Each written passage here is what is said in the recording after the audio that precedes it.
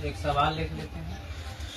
आसान सवाल लिखना भारी, आसान है लिखना चाहिए। x प्लस वाई बराबर मान लो कि कितना है 14 है, और x घटाओ y बराबर मान लो कि कितना मान लें 4 मान लेते हैं।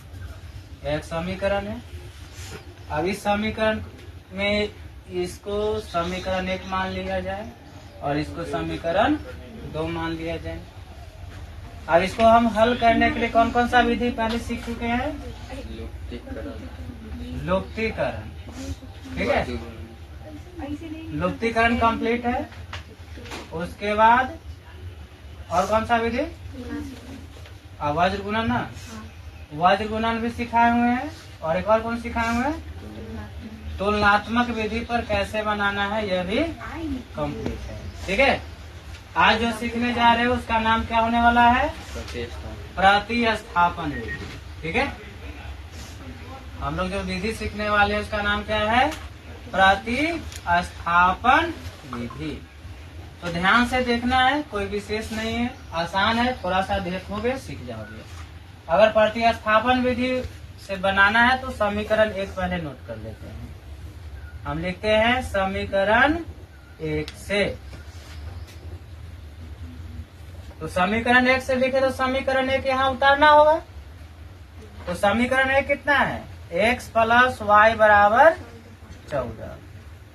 अब इसमें से कोई भी वो x प्लस वाई जो है ना, तो या तो x को पहले रख लो या y को रख लो, जो भी जिसका भी इच्छा है। ठीक है, वह तुम्हारे हाथ में, किसी एक को ये पहले रखो, दूसरे को बराबर के दूसरे साइड में पहुंचा दो। तो ये जो निकला y बराबर 14 घटाओ x, इसे हम मान लेते हैं क्या? समीकरण 3। अब क्या करेंगे? अब ज्यादा कुछ नहीं करना है। ये समीकरण 3 निकला, इसको हम समीकरण 2 की जगह पर, किसके जगह पर? y के जगह पर, है ना। y बराबर 14 घटाओ x, यानी कि अब y का वैल्यू कितना है? 14 घटाओ x। तो समीकरण 2 में हम y का मान अब रख देते हैं, जो y का मान हम निकाले हैं। तो लिखते हैं समीकरण 2 में y का मान प्रतिस्थापित करने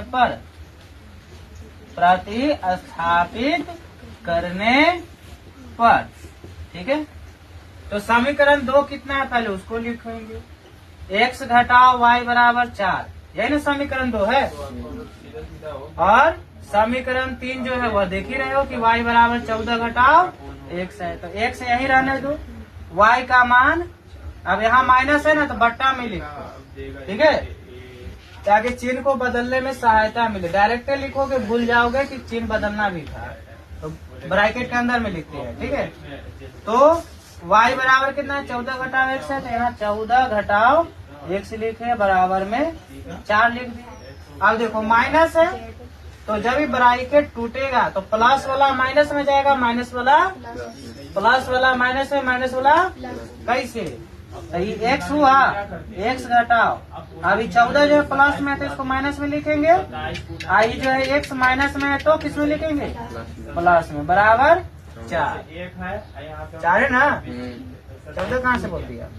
अब क्या किया जाए? अब आगे कैलकुलेशन हम इस जगह से कर लेते हैं। ठीक है, थोड़ा सा और स्टेप यहाँ बढ़ा सकते। देखो x और x 2x हो गया, 2x बराबर, अब यहाँ 4 है, ये जो -14 बराबर की साइड है इसको दूसरे साइड ले जाओ ताकि ये अपने जात वाले से मिल सके, है ना। मैथ भी कट्टर है, याद रखना। जैसे यहाँ पर जात के यहाँ जो लोग जात में डरते हैं, कहते छुआ जाएंगे, दूसरे जात से मिलकर नहीं रह सकता, वैसी मैथ में है। ये भी एकदम हमेशा अपने जात वाले को ढूंढेगा। तो देख रहे हो ना, ये x वाला इस सेम जाति से था, मिला दिए। ये जो है ये अचर पद है, ये 14 है, यानी 4 ये अचर है, तो ये अचर के साथ में कैलकुलेशन करने जाएगा। ठीक है, चलो, तो 2x इन्हें वाला का जोड़ दो तनका, तो ये हो जाएगा 2x बराबर 14 4 18, x बराबर 18/2, कट गया, कितना आया कितना आया? तो x का मान कितना आया? चलो अब x का मान तो निकाल लिए, लेकिन क्या अभी तक हमें y का मान जो पूर्ण रूप से आया? ये तो अभी भी x y बराबर 14x घटा x में लिखे थे, इसमें तो अभी भी अज्ञात राशि है ना? हमें इसको पूरा जानना है, तो इसके लिए हम क्या करेंगे? लिखेंगे समीकरण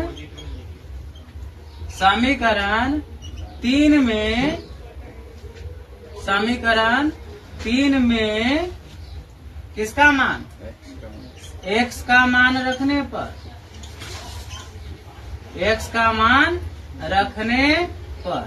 अब समीकरण 3 आपका क्या है? y बराबर 14 घटाव x है, y बराबर 14 हो गया और x का मान कितना हो गया? 9 हो गया। तो y बराबर 14 में से 9 घटेगा तो कितना बचेगा? 5। तो अब आ गया ना, x का मान कितना निकाले थे? 9। y का मान कितना निकल के आ गया?